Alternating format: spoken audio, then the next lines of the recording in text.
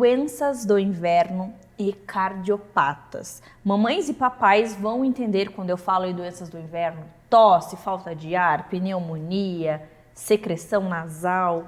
Nossa, a gente sabe muito bem, né? E qual a relação entre essas doenças e os cardiopatas? Que cuidado, que diferença no tratamento? Vamos entender um pouquinho com a nossa cardiologista? Lu, bem-vinda novamente. Oi, Mário, obrigada. Então, esse cenário aí de doenças de inverno a gente sabe como mãe, como profissional também. Isso. E aí eu queria entender o que muda, né? Quais cardiopatias tem que ter um pouco mais de atenção, quais que já passa mais tranquilo, Sim. Que tranquilo nunca vai ser. Isso. A gente vê os nossos filhos doentes, mas pensando na parte do coraçãozinho. Sim, então, pegar doenças do inverno é igual, né? É um ambiente fechado, as crianças tossindo com coriza, as crianças têm contato íntimo, né? E brincam e etc. Então, o contágio, a maneira de pegar a doença é a mesma. Mas, quando a gente tem um doente cardiopata, e aí a gente fala daquelas doenças que têm repercussão hemodinâmica no coraçãozinho, que causam hiperfluxo para o pulmão, né? Que são doenças do coração que realmente comprometem o desenvolvimento da criança e deixam ela com o pulmão, digamos assim, mais fragilizado, né? A circulação do coração, ela é intimamente relacionada com a circulação do pulmão, né? Então, um coração que tem algum buraquinho, que aí já não é mais tão pequeno, a ponto de causar repercussão hemodinâmica, que a gente chama, pode fazer hiperfluxo pulmonar, vai sangue demais para o pulmão e faz uma reação nos vasinhos do pulmão e tal, e deixa esse pulmão um pouco mais sensível. Na verdade, os cardiopatas que têm risco aumentado, as doenças do inverno, são esses cardiopatas, né? Não é tão pouca criança assim, né? É raro, mas acontece, né? Na nossa vida, hoje em dia, os diagnósticos são muito mais precisos, a gente está fazendo mais diagnósticos e, eventualmente, tem mais paciente cardiopata mesmo, vivendo melhor, né? A qualidade de vida tem se mantido muito boa com as terapias, com as cirurgias, e essas crianças têm uma vida praticamente normal e vão para a escola.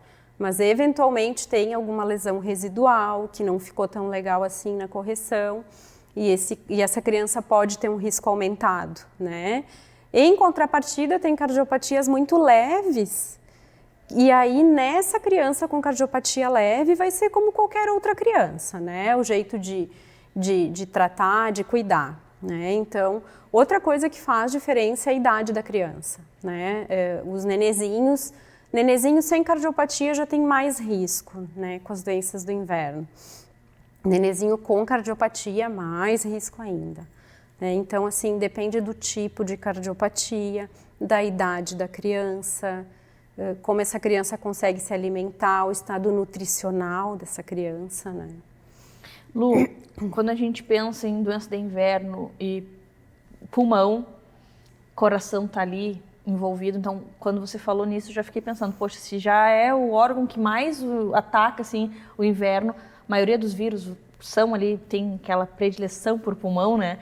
E aí a gente pensando numa cardiopatia que vai alterar ali no pulmão, complica a situação? Complica a situação, sim, né? São pacientes que podem evoluir mais rápido para necessidade de oxigênio, de suporte ventilatório, ou eventualmente até intubação, né? São pacientes que o desenrolar das doenças ele é um pouco acelerado pela fragilidade pulmonar, né? E são com certeza pacientes que estão sendo analisados de perto, indo com frequência ao médico porque precisa por conta da cardiopatia. Sim. E daí qualquer modificação ali, o profissional já tem que estar atento para dar o suporte para a família, né? Mesmo pacientes que a gente tem acompanhamento, né, que está indo tudo ok, mas conforme o tipo de cardiopatia, essas de hiperfluxo pulmonar, de repercussão hemodinâmica, ou de pacientes com doenças graves em pós-operatório, né, mesmo que estejam indo bem, assim, tem que ter um cuidado, tem que ter uma atenção diferente. Né? Nossa, quanta informação e que bom a gente ter acesso a esse tipo de informação. Sim. Sempre te agradeço por dividir conosco esse conhecimento, conteúdo, porque só quem é mãe sabe. E aí, se nós que temos filhos que não tem nenhuma cardiopatia, entra qualquer resfriado, a gente já surta, imagina a mãe de uma criança cardiopata, né, Lu? Eu acho que uma coisa importante de frisar, sim, é sobre o tratamento, né? Normalmente o tratamento é muito parecido para os cardiopatas e para os não cardiopatas, né? É higiene de nariz, é se manter bem hidratado, tentar se alimentar o melhor possível, repouso, né? Algumas medicações, tentar evitar aquelas com descongestionantes que não são indicadas para as crianças, né? Mas no geral, assim, não tem muita coisa de diferente a fazer, né? Em casa. Evidentemente que se essa doença evolui, essa criança precisa de um atendimento hospitalar, talvez ela evolua mais rápido a precisar de uma internação, de UTI, enfim. Mas os cuidados gerais em casa são basicamente os mesmos, né? E a gente tentar fazer, né? E tentar fazer o melhor que a gente pode para prevenir que a criança interne, né? Mas e manter o coração da gente tranquilo e na medida do possível, porque não é fácil. Quem tem filho sabe, né? Verdade, Lu. Obrigada por trazer essas informações para nós. Espero que você tenha gostado. Se ficou com alguma dúvida, manda mensagem que a nossa cardiologista pediátrica nos ajuda a entender. Até a próxima, Lu. Até. Mamãe e papai, eu tenho uma pergunta para você. O inverno tá te deixando de cabelo em pé? Ó, o meu aqui, ó. O meu tá. Por conta das doenças de inverno nas nossas crianças. Então, a nossa otorrinopediatra vai nos ajudar a entender um pouquinho mais sobre essas doenças que, ó, nos deixam doida. Bem-vinda novamente. Olá, Mariana. Boa tarde. Que bom estar com você.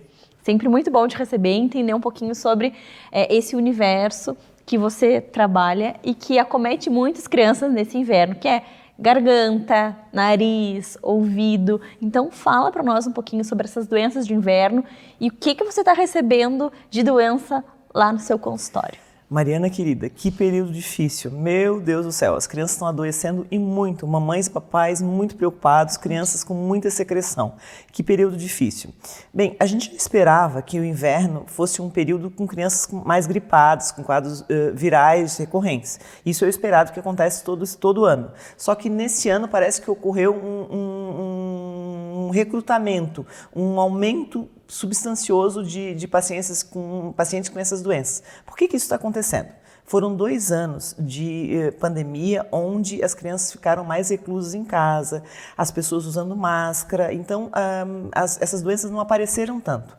Agora, com a liberação de não uso de máscara em ambientes fechados, as crianças voltaram às escolas, então elas estão mais expostas e aumentou muito o caso de quadros infecciosos nesse período. Isso foi um dos fatores mais gritantes que tem acontecido por causa, eu acho que principalmente por causa diminuição de uso de máscara, e eles liberaram geral. Então as crianças vão para a escola e não tem nenhum tipo de proteção. A gente orienta, então, mas mesmo assim eles não conseguem. Então os 2 anos onde elas ficaram mais recolhidas em casa, esse período de volta sem máscara, eles não estão tendo tanto capricho com a higienização de mãos e os cuidados. Outra coisa que é muito importante também, que eu acho que tem sido bastante esquecida, mesmo que as crianças não tenham ficado tão doentes nesses 2 períodos, é importante que as mães tivessem levado as crianças para fazer as vacinas as habituais. Até a vacina da gripe, que é uma coisa muito importante,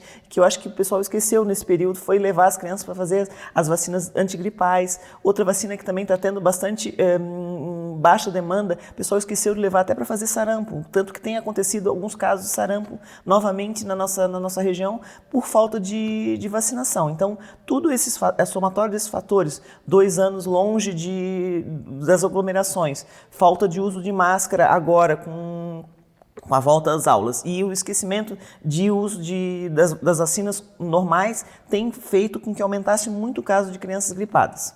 E o que a gente faz, doutora? Minha querida, acho que assim, nós como médicos, o que a gente pode orientar? Dentro da possibilidade, sempre que a criança adoecer, começar com quadro inflamatório gripal, higienização nasal. Isso eu falo e a maioria das pediatras também orienta fazer lavagem nasal, tá? Acho que tem que ser algo que nem escovar os dentes, né? Exatamente. Acordou, vai lá no banheiro, escova os dentes, já lava o nariz. Lava o nariz, porque a gente ajuda a não acumular impurezas na região das fossas nasais e tem o efeito mecânico da limpeza, não acumula secreção e evita fazer quadro infeccioso. Então, sempre escovar os dentes, lava o nariz. É uma boa pedida. Sempre com cuidado, nunca com pressão, sempre com a criança posicionada mais para frente, inclinada para frente e devagarinho. Faz a higiene nasal. Isso ajuda em muito, tá? Se a gente pudesse, nas crianças maiores, orientar pelo menos agora, nesse período do inverno, eu sei que as mães não gostam, mas se pudesse usar máscara em ambiente fechado, as crianças maiorzinhas, eu garanto para vocês que isso ia ajudar bastante, ia diminuir o número de casos. Outra coisa, higienização, eles têm que ser orientados sempre para fazer a higienização. E quando as crianças estiverem gripadas, por favor, não mandar para a escola, porque senão contamina os outros e aí começa o ciclo. Melhora um, piora o outro e a coisa recidiva. Então assim, sempre assim, então, lavação nasal, higienização, os maiorzinhos com máscara em ambiente fechado, eu sei que não é agradável, mas isso faz muita diferença. Quando estiverem doentes, não voltar para a escola, eles têm que ficar em casa. E assim, tentar colocar a caderneta vacinal em dia, tá? Vacina da gripe, as crianças maiores vacina para Covid, as crianças que não fizeram as outras vacinas, as pneumocócicas, é importante que sejam feitas as vacinas pneumocócicas, a do sarampo e todas as outras vacinas da caderneta vacinal, é importante que sejam sempre em dia. Porque não tem como nós fugirmos dos vírus. Não, mas tem como a gente cuidar para que seja mais rápido e para que não seja com tanta frequência, correto? Com certeza. Higienização, vacinação, máscara em ambiente fechado, isso pode ajudar bastante, principalmente naquelas crianças maiores. As pequenas a gente não consegue tanto, mas as maiores sim, tá? E no caso das crianças ficarem gripadas, não encaminhar para a escola. Dicas básicas e que se todas as mães fizessem, eu tenho certeza que diminuiria muito o número de contaminação, porque umas fazem e aí quando manda para a escola, o coleguinha está doente. Exato, e aqui ele contamina o outro e aí o ciclo começa novamente. E aí o que tem acontecido, essas crianças passam por vários quadros infecciosos e acabam vindo com nós otorrinos e às vezes o único jeito que o otorrino tem para cuidar é que quando já está com quadro de obstrução, uma hipertrofia adenoidiana, uma hipertrofia de amígdala, uma secreção no ouvido que não tem mais jeito, aí o tratamento é cirúrgico. Aí eles vêm para fazer cirurgia. Então assim, para não chegar nesse ponto, o ideal é que elas cuidem dessa maneira simples, higienização, vacinação, evitar encaminhar para a escola quando estão doentes, porque isso aí melhora bastante o quadro. Adorei as dicas, eu já faço, já sigo, porque eu tenho vocês para me orientar. E o pedido para você, que é mãe, que é pai, faça também. Faz a higienização, é a melhor prevenção para limpar tudo, e até a sensação de alívio para a criança conseguir respirar. E esses cuidados, como usar máscara, muita gente abandonou e está aí o grande perigo, porque todo mundo abandonou a máscara no mesmo tempo, então os vírus estão bem doidos fazendo festa no corpo de todo mundo. O ideal, pelo menos em ambiente fechado, que se use máscara. Eu recomendo. Então são cuidados básicos que podem mudar um pouco esse quadro que nós estamos vivendo de tanta doença respiratória nesse inverno. Obrigada por essas informações e até a próxima. Até a próxima. Hepatite. Você com certeza já ouviu falar, mas a gente tem muito conteúdo e muita coisa para te explicar sobre isso. É óbvio, com a nossa gastropediatra. Bem-vinda novamente. Obrigada, Mari. É um assunto que está todo mundo falando, né? Por que está todo mundo falando em hepatite? Está todo mundo falando em hepatite, porque em 15 de abril, agora de 2022, a OMS fez um alerta porque estava tendo mais casos ao redor do mundo de uma hepatite desconhecida e é uma hepatite tão grave a ponto de virar uma hepatite fulminante, que é aquela hepatite que leva à necessidade de um transplante hepático. Então, teve vários casos ao redor do mundo. Na verdade, até agora a gente não tem uma certeza absoluta do porquê dessa hepatite, mas existem algumas hipóteses que teria um vínculo em relação a uma infecção passada pelo coronavírus e um novo vírus, que seria um adenovírus, que é um vírus que, em geral, faz um quadro de infecção simples, infecção respiratória, gastrointestinal, às vezes tem algum sintoma, conjuntivite, mas que, de repente, agora está fazendo um quadro de uma hepatite fulminante. Então, o que é hepatite? Mas vamos voltar. Então, é por isso que estamos falando de hepatite. O que é hepatite? Hepatite, então, é quando eu tenho uma inflamação no fígado. Essa inflamação do fígado, ela pode ser uma aguda, que a principal causa de uma hepatite aguda são as infecções, Ou ela pode ser crônica, que é aquele paciente que tem uma doença do fígado crônica. E hepatite, tudo aqui que é it é de inflamação, então esse fígado fica inflamado. E ele pode ficar tão inflamado que ele perde a função do fígado. Então perde a sua função, que tem a ver com a parte da coagulação, tem a ver com a parte das proteínas, da albumina. E quando eu perco a função do fígado, eu vou precisar de um novo fígado. Né? Então, assim, quando a gente pensa em hepatite aguda, então a principal causa mundial é hepatite A, que é uma doença infecto-contagiosa de infecção fecal oral, que a gente diz, né? E que eu tenho vacina. Então, eu tenho como ter uma prevenção dessa hepatite e logo da principal causa de transplante hepático infantil, que seria, pensando em hepatite aguda, né? Infecciosa. Hepatite fulminante. Então, voltando para as agudas, o que a gente vai sempre pensar nas hepatites, quando a gente investiga, né? A gente vai investigar as causas de infecção comuns da infância, que assim como eu posso ter uma inflamação de garganta, uma inflamação do ouvido, eu posso ter uma inflamação do fígado. Né? Então, isso que é hepatite, uma inflamação do fígado agudo ou crônico. Entendi. Né? Então, o que a gente tem, assim, daí pensando da parte crônica? A gente vai ter as doenças que às vezes vêm, que a criança nasce com ela, algum, né, defeito ou uma alteração congênita. Às vezes algumas infecções, como por exemplo da hepatite B, que eu também tenho vacina, que eu posso fazer um quadro de infecção barra inflamação do fígado que vira uma hepatite crônica. Hepatite C é uma outra causa, essa a gente não tem vacina ainda. Então, são outras causas dessa inflamação crônica. Outra causa que também está muito na moda é uma inflamação do fígado causada por acúmulo de gordura no fígado, que a principal causa é obesidade, que eu tenho cada vez mais frequente na criança. Então, na verdade, quando a gente pensa em fígado, a gente precisa proteger esse fígado de várias maneiras. Então, com hábitos de vida saudável, com cuidado com medicamentos também. Então, outra causa de hepatite é hepatite medicamentosa. Então, eu posso fazer um quadro agudo de uma hepatite, uma inflamação do fígado por um excesso de alguma medicação e até excesso de chás, por exemplo. Então, essas garrafadas, assim, que hoje em dia a gente não vê tanto, né? Acho que, mas às vezes, em cidades mais pequenas, tem esse costume de misturar vários chás. Tem alguns chás que são hepatotóxicos. Tem algumas medicações que, em exagero, elas podem fazer um dano importante no fígado, como, por exemplo, o paracetamol, que é uma medicação de uso corriqueiro na infância. Olha só. A dose para intoxicação por paracetamol ela é muito alta. Então, é raro, mas eventualmente eu posso ter um acidente, posso ter um pequenininho que vai lá. Então, assim, o que a gente tira? Quando eu penso em proteção do fígado, então a gente vai se prevenir vacinando, prevenir através de higiene, né? Então, a gente sabe que o simples ato de lavagem das mãos, eu tenho uma chance enorme de não ter quadro infeccioso relacionado. Eu tenho a possibilidade de prevenção de dano guardando medicação, evitando acidente. Então, é um contexto todo e que a gente tem que estar sempre atento, cuidando os pequenos para evitar as causas que são evitáveis.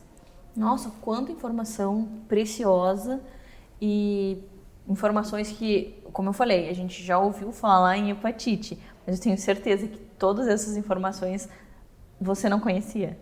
Então, eu achei ótimos alertas, a forma de prevenir e explicar certinho os tipos de hepatite para a gente entender.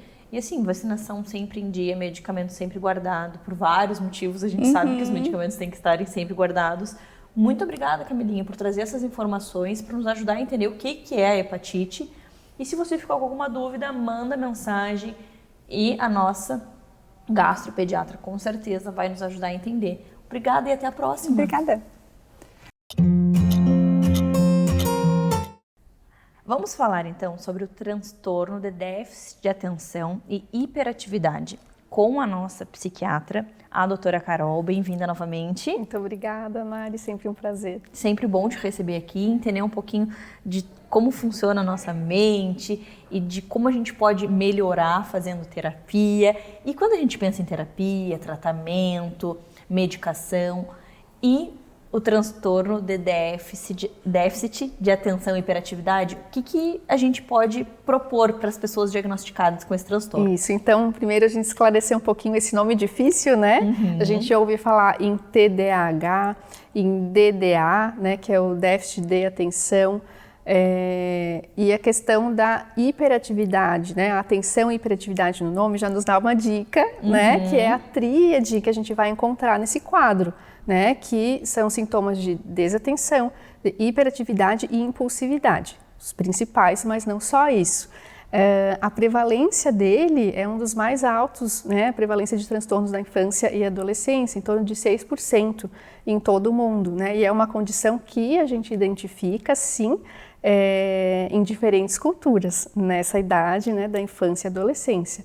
Muito se fala, se questiona, é a indústria que está criando, né? Mas na verdade, o que a gente observa, né? Quando vai fazendo os diagnósticos, estabelecendo diagnósticos, são condições que existem e a gente observa. A partir daí, vai definindo, né, os critérios para estabelecer esse diagnóstico e, claro, intervir, né? Porque há um sofrimento, há um prejuízo. Essa é a questão que objetiva a necessidade de tratamento. Exatamente. Pensando nesse sofrimento e no que esse transtorno acarreta na vida dessa pessoa. Porque se não está sendo legal, a gente tem que melhorar, porque essa pessoa não precisa viver sofrendo as consequências desse transtorno. E quando a gente pensa em um tratamento, o que temos para oferecer para pessoas diagnosticadas com esse transtorno?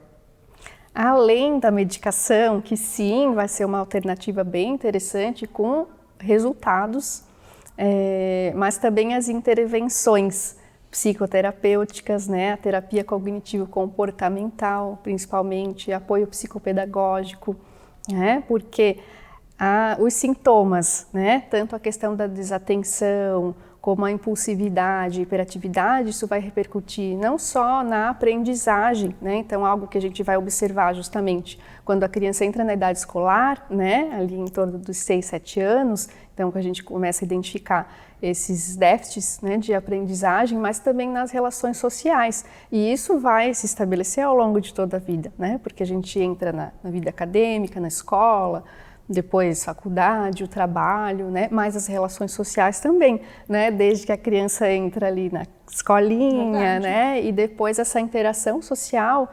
Então, o reflexo não é só acadêmico, né? É social, é na perseverança, né? Na questão do planejamento de vida, né? De aguardar, né? Persistir em questões que se identifica que passa por alguma dificuldade ou algo que a gente precise esperar, né, para atingir um objetivo. Então, nessas questões que vai se observar, né, esses prejuízos decorrentes dessas alterações, desses sintomas. E o tratamento, então, além de medicamentoso, vai ser esse apoio, essa orientação no sentido de poder modificar o dia a dia, estabelecer mudanças de forma a favorecer o funcionamento, a funcionalidade, né, dessa criança, adolescente e do adulto também. Claro. E quando a gente pensa na parte medicamentosa, quando envolve o medicamento, a mudança, ela já acontece imediata, ela precisa de um tempo para a medicação atuar ali naquele organismo. Como é que funciona?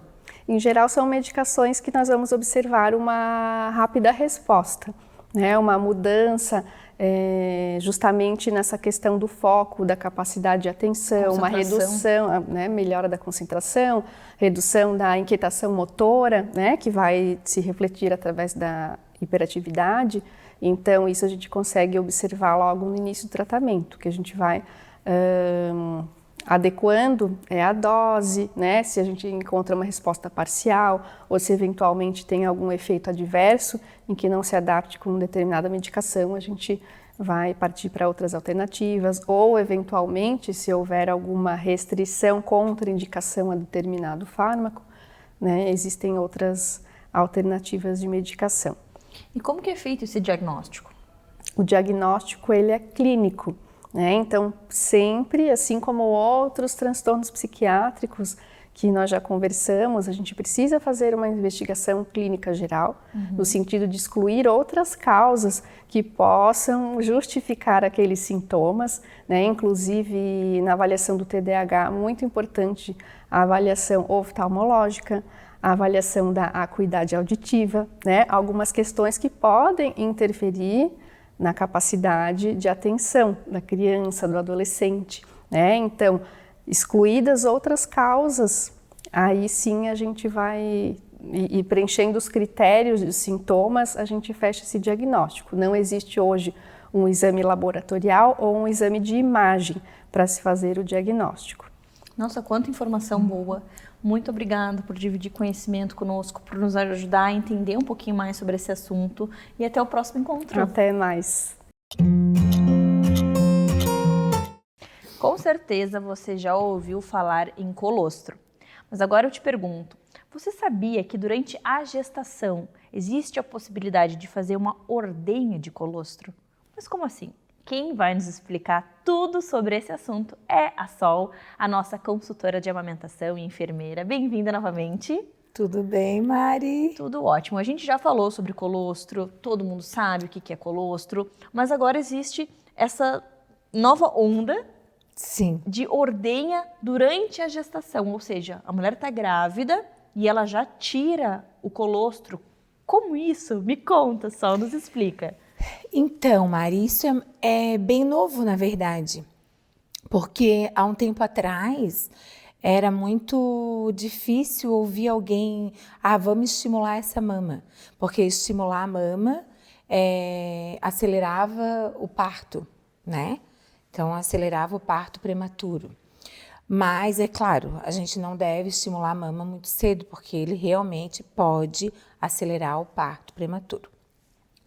O que a gente, o último curso de consultoria que eu fiz em aleitamento materno, é que eu descobri isso, porque cada dia a gente descobre uma coisa nova, Por né? isso que a gente tem que estar sempre estudando e aprendendo, porque é assim, né, as informações. Então, o que hoje é recomendado a partir de 36 semanas, 36 semanas a mulher tem que começar a se conhecer. Para não levar aquele choque, né? O bebê nasceu, vai pro peito, ai, que dor, né? Nem conheço, nunca me toquei, nem sabia direito como é que era meu mamilo. Exatamente. Então, o que a gente orienta? Na hora do banho, massageia tua mama, te olha no espelho, olha pro teu corpo, vê o formato da tua mama, formato do teu mamilo, como é que é a tua areola, olha, lembra da cor que ela era antes e a cor que ela está agora. O formato que era o teu mamilo antes, o formato que ele está agora. E aí você pode ir massageando, sabe? Fazendo a expressão de ordenha. Isso vai estimulando os hormônios e o cérebro já começa a entender que, opa, eu tenho que Produzir leite. Né? E aí, quando o bebê nasce, é incrível, assim, como isso é real, tá? Quando o bebê nasce, a mãe já tem uma produção de colostro bem boa, assim, sabe? Uma quantidade adequada. Faz diferença mesmo, faz então. muita diferença. E muitas das mães, por exemplo, sabe que a gente outro dia teve até um caso na maternidade. O bebê era um bebê que ia nascer com algum problema cardíaco, né? E a própria obstetra orientou essa mãe a ir ordenhando em seringuinha de 1 ml e congelando. Eu achei incrível, tá? Porque essa mãe, ela tinha uma quantidade de seringuinha de 1 ml congelada em casa. Eu sei porque eu atendi ela em casa depois. Uma quantidade absurda, assim. Nem eu acreditei que ela tivesse conseguido extrair tanto colostro durante a gestação ali. Olha só. Para mim também é novidade, né? Para mim também é novidade. E aí agora com a história de eu estar atendendo também gestante, né? E aí eu já, quando as gestantes me procuram, elas estão aí com 23 semanas, 27 semanas, 30 semanas. E aí sempre combinamos de fazer uma consultoria pré-parto lá nas 34, nas 34 semanas, 35, e aí eu já oriento, né? Nas 36 semanas, começa a fazer isso. E Porque- esse leite, Sol, que é ordenhado, então, como essa paciente que tu atendeu, ele pode ser congelado? Pode. E ele pode ser utilizado depois? Que legal. Porque daí, tipo, o leite, o colostro, ele pode ficar congelado durante 15 dias, né? Como o leite, Sim. né? Então, 15 dias antes, mais ou menos, ela, né? Tipo, o meu bebê vai nascer, o prazo previsto é tal. Então, ela se programa para os 15 dias antes, ela já começar a ordenhar. Olha só que interessante. É muito legal. E daí vai direto na seringa? Como que faz essa ordenha? Ela vai, porque é gotinha, né? Sim, não é uma produção que nem a gente, quando tá amamentando, que tem aquela quantidade de leite. Gotinha, guria, gotinha. Ela vai massageando e vai puxando com a seringuinha de aí enche a seringuinha de ar, daí tira o ar. Aí, Entendi. é incrível, assim. E isso facilita para a hora da amamentação, Sol? Sim. Aí, quando é um bebê, às vezes a maternidade não aceita, né? Por exemplo, o bebê vai para a UTI, a UTI não aceita leite que vem de casa, entendeu? Que foi colhido antes, assim. Mas, por exemplo, o bebê é um bebê pequenininho e o bebê que vai para casa é um bebê mais molinho, né? Mais hipoativo para mamar. Aí a gente faz aquele colostro que tá... Eu tenho feito um monte.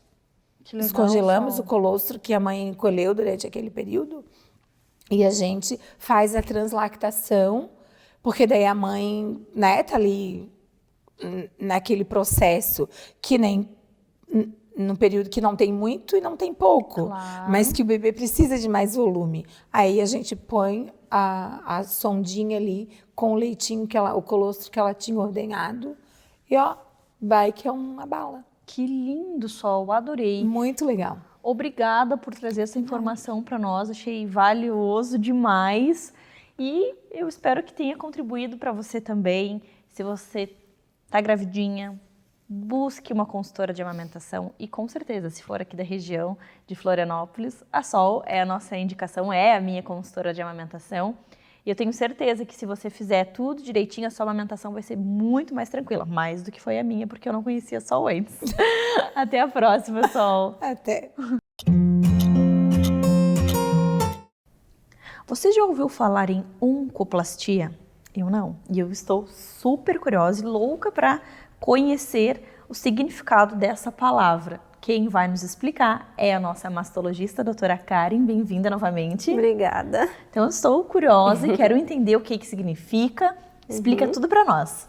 Então, isso nada mais é do que um nome que a gente usa para técnicas cirúrgicas que se usam em cirurgias do câncer de mama. O que acontece? Antigamente as cirurgias eram muito agressivas, né? Retiravam toda a mama, o músculo. Ou depois que surgiu a cirurgia conservadora, que a gente chama, que tirava só um pedaço da mama, não tinha muito conhecimento, né, desse tipo de cirurgia. Então se tirava um bom pedaço da mama, um quarto da mama, e ficava muito feio esteticamente, tudo repuxado, uma bem menor que a outra, né? Então, com o avanço dos tratamentos, tanto de quimioterapia, radioterapia, cada vez mais o cirurgião pôde fazer uma cirurgia menor. E aí que começaram a estudar técnicas para que a gente possa fechar esse defeito com a própria mama ou com os próprios tecidos em volta da mama. Então, por exemplo, imagina um melão, você tira uma fatia desse melão. Como fechar esse melão sem ficar aquele buraco ali? Então, é isso que a gente faz. Com o próprio tecido da mama, a gente vai montando tipo um quebra-cabeça lá dentro para fechar esse defeito que foi formado com a retirada dessa parte da mama, para não ficar nenhum buraco nem nada. Então, o que a paciente enxerga por fora, que é só a cicatriz, na verdade, lá dentro foi mexido muito mais, né? Então, por exemplo, às vezes tem um tumor muito grande nessa região perto da axila, né? Superolateral da mama. Então, em alguns casos, a gente consegue pegar essa gordurinha aqui, ó, da região costal e virar para preencher ali o buraquinho. E a cicatriz fica só na mama. Então, são técnicas bem interessantes e diferentes que começaram a surgir na década de 90 e estão cada vez mais avançadas para cada vez ficar com menos defeito e uma simetria, né? Para ter uma questão estética melhor para a paciente. E quando que é necessário colocar uma prótese? Daí é quando é uma retirada muito importante da mama? A prótese é sempre que a gente tira daí toda a glândula, né? Então, em alguns casos, se a paciente é muito jovem, de alto risco para ter um novo tumor, ou se o tumor já é muito grande, que a gente não consegue fazer a conservadora, a gente precisa botar prótese. E colocar a prótese também faz parte da oncoplastia. Então, isso está incluso nesse nome diferente, que agora a gente entende que são as cirurgias ali, todo esse trabalho lapidado com muito carinho por vocês, para que após a retirada do câncer de mama, a gente olhe esteticamente e esteja tudo ok. Isso, exatamente. E a maioria das pacientes, as pessoas pensam que às vezes botar prótese na mama são só os cirurgiões plásticos que fazem. Na verdade, hoje em dia, a maioria das residências médicas em mastologia ou cirurgia oncológica já estão treinando os residentes para saber fazer esse tipo de reconstrução mamária, porque a demanda é muito grande e por ser uma cirurgia com muitas complicações, às vezes até os plásticos não gostam de fazer, não querem fazer, né? Porque é bem diferente da cirurgia estética, né? Quando a gente pensa só na estética é algo, e quando foi mexido, tirado uma parte ali, é bem diferente mesmo. E como é uma paciente imunodeprimida, com radioterapia, a complicação é muito maior, né? Então, tem tanto cirurgiões oncológicos, como mastologistas, como cirurgiões plásticos, que fazem esse tipo de procedimento. Claro que não são todos, são alguns, quem gosta e quem tem o treinamento. Lógico, mas muito bom, interessante, porque daí a pessoa não precisa ficar trocando de médico, ela já está ali naquela equipe que é quem vai ficar, quem vai tirar o problema e arrumar. E arrumar, exatamente. Que bacana, muito obrigada por falar um pouquinho para nós sobre o teu trabalho. Obrigada. Sobre o teu dia a dia, que a gente sabe que não deve ser fácil, mas o resultado final deve ser gratificante para vocês e para o paciente também. Eu espero que você tenha gostado. Se ficou com alguma dúvida, manda mensagem que a nossa mastologista te ajuda a entender. Obrigada, doutora, até a próxima. Obrigada, até.